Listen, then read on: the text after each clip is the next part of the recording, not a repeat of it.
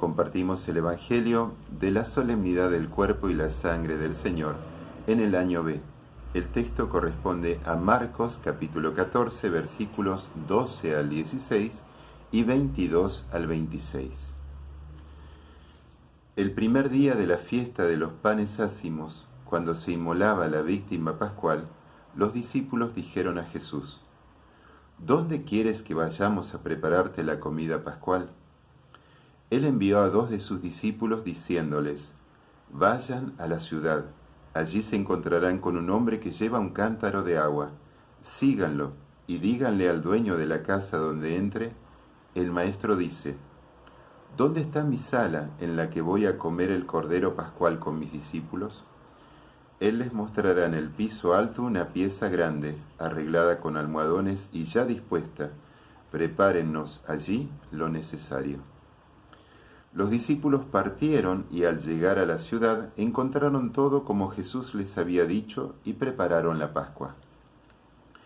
Mientras comían, Jesús tomó el pan, pronunció la bendición, lo partió y lo dio a sus discípulos diciendo: Tomen, esto es mi cuerpo. Después tomó una copa, dio gracias y se la entregó, y todos bebieron de ella, y les dijo: Esta es mi sangre, la sangre de la alianza, que se derrama por muchos. Les aseguro que no beberé más del fruto de la vid hasta el día en que beba el vino nuevo en el reino de Dios. Palabra del Señor.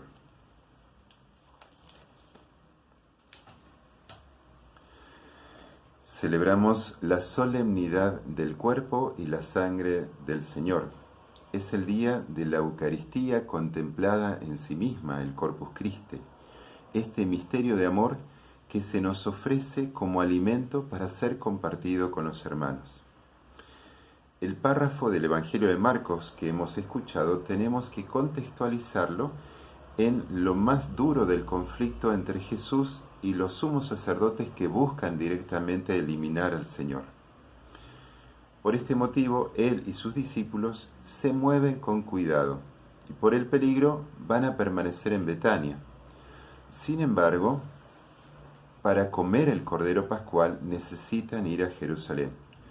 Este es el motivo por el cual Jesús envía a 2 de sus discípulos con una misión cargada de simbolismo que nos permite una mejor comprensión del misterio eucarístico.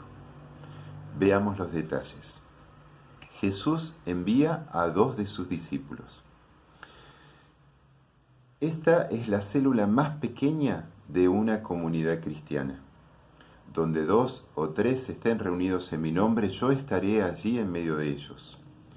Por lo tanto, preparar el lugar y todo lo necesario para celebrar la Eucaristía es responsabilidad de la comunidad que quiere mantener viva la presencia de Cristo resucitado en medio de ellos.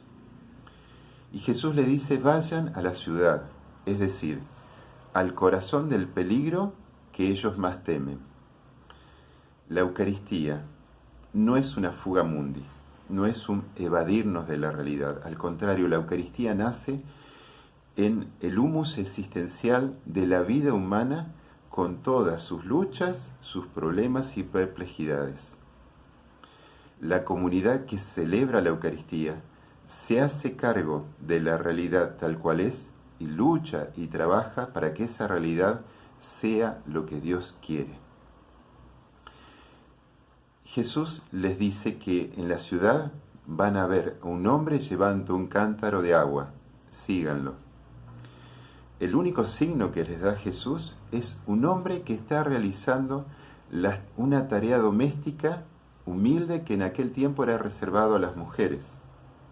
Es decir, aquel que se pone al servicio de sus hermanos, a ese síganlo. Seguir en el lenguaje bíblico significa hacerse discípulo, imitar el ejemplo. Jesús nos quiere decir que hoy en nuestras comunidades cristianas debemos seguir a aquellos que realmente se ponen al servicio de sus hermanos. Esos son los que saben dónde se celebra la verdadera Eucaristía. El lugar que se describe en el Evangelio no es una crónica, sino que también está cargada de significado. Veamos. El lugar es una sala amplia, es decir, un lugar donde entren todos y que nadie quede afuera. La comunidad es verdaderamente católica cuando todos son llamados y sin excepción, ninguno es discriminado. Es lo que dice San Pablo en su carta a los Gálatas. Entre ustedes no hay griegos ni judíos, libres ni esclavos, hombre ni mujer, porque todos son uno en Cristo Jesús. Y esta sala está en una planta alta. Es decir, para comprender el misterio eucarístico es necesario elevarnos del pensamiento chato, terreno, que vive al ras del suelo. Es necesario elevar el corazón, como nos dice el sacerdote al comenzar la plegaria eucarística, levantemos el corazón. De hecho, los primeros cristianos, simbólicamente para expresar esto, trataban de celebrar la Eucaristía en lugares altos. Los mismos Hechos de los Apóstoles nos cuentan el caso de Eutico, un joven que apoyado en una ventana se quedó dormido durante una homilía de Pablo y cayó desde un tercer piso muriendo en el acto. Pablo lo resucitó y siguió con su predicación. Y esta sala, que está en una planta alta, está adornada, arreglada con almohadones y bien dispuesta. ¿Qué significan estos almohadones? Miren, en tiempo de Jesús los hombres libres no comían de pie, ni tampoco sentados en una mesa, sino recostados sobre almohadones. Esto significa que la Eucaristía debe ser celebrada por hombres y mujeres que anhelan profundamente la libertad. Para celebrar la Eucaristía tenemos que dejar nuestros apegos y esclavitudes en la planta baja. Los hijos de Dios son verdaderamente libres y desde esta libertad participan en un banquete que los compromete con la libertad de todos, porque el que ama busca verdaderamente la liberación de todos sus hermanos y hermanas. Y Jesús dice que mientras comían, Él tomó el pan. Comer con otros, compartir el mismo alimento en el pensamiento hebreo, significa entrar en comunión, compartir la misma suerte, el mismo destino con el resto de los comensales. Por este motivo, los fariseos jamás iban a comer con pecadores, para no entrar en comunión con ellos y después compartir el castigo merecido. En esta cena, Jesús carga sobre sí el destino de todos nosotros, nuestras culpas, y a cambio nos dona su ser Hijo de Dios. El pan, en el pensamiento hebreo, representa todo el alimento que el ser humano necesita, no solo material, sino también social y espiritual. Es el alimento total. Es la respuesta a todas las necesidades humanas.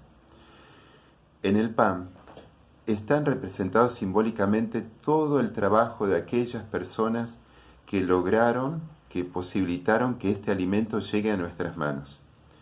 Los labradores, los que sembraron, los que cosecharon, los que molieron el trigo, los que hicieron la harina, los panaderos. Y también está representado nuestro trabajo, con el que nos ganamos honradamente el pan. El pan representa un pequeño mundo de comprensión simbólica de toda la existencia humana. Y Jesús pronuncia la bendición sobre este pan. Esto es un acto de justicia. Es reconocer que todos los bienes nos vienen de Dios. Es decir, uno siembra, el otro riega, pero solo Dios da el crecimiento. Sin esta presencia permanente de Dios en nuestra vida, nuestro mundo existencial sería absolutamente estéril. Y Jesús luego parte el pan y los da a sus discípulos. Esto significa que el misterio eucarístico no puede ser vivenciado de un modo aislado, intimista, encerrado en nuestro sentimentalismo. El pan se parte para ser repartido, para que alimente a todos sin excepciones. Es decir, el pan más fuerte, que es el pan de la justicia, el hambre de la justicia, no puede ser saciado hasta que todos nuestros hermanos y hermanas tengan vida y vida en abundancia tal cual Dios lo ha prometido. Y luego de repartirlo, Jesús dijo: tomen, esto es mi cuerpo. El cuerpo, en el pensamiento hebreo, no se trata de los músculos o de los huesos, sino de la persona total. En el caso de Jesús es toda su humanidad y toda su divinidad. Su historia terrena, con todas sus vicisitudes, con todas sus opciones, con todos sus anhelos, y su eternidad, la persona total de Jesús. Y Jesús no habla en metáforas cuando dice: esto soy yo. No dice: tomen, esto es como mi cuerpo. Este es de Jesús hace referencia a su identidad auténtica, a quien verdaderamente Él es. Los discípulos que comparten el pan están compartiendo verdaderamente su persona. Y al concluir la cena, Jesús repite este gesto con el cáliz. El cáliz, en el pensamiento hebreo, también representa nuestro destino, representa nuestras luchas, nuestras búsquedas, nuestra suerte. Por este motivo Jesús les va a decir a Santiago y a Juan, que querían ser los más importantes dentro del reino de Jesús: ¿podrán ustedes beber el cáliz que yo he de beber? Es decir, lo que le está preguntando: ¿aceptarán ustedes correr la misma suerte que yo voy a correr?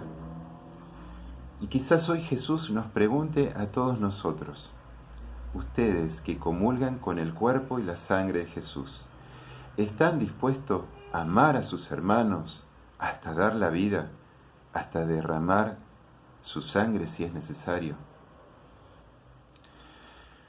Hoy Jesús nos invita a realizar una alianza nueva con Él, una alianza sellada por su sangre, sellada por esa sangre que Él derramó por nosotros. Hoy Jesús nos dice en nuestro corazón: no tengas miedo de amar a tus hermanos y hermanas, no tengas miedo de entregar la vida por ellos, porque yo estaré siempre contigo, yo estaré en ti y tú estarás en mí. Y en cada acto de amor, en cada pequeño acto de amor, mi amor obrará nuevamente maravillas. Que tengan una hermosa semana.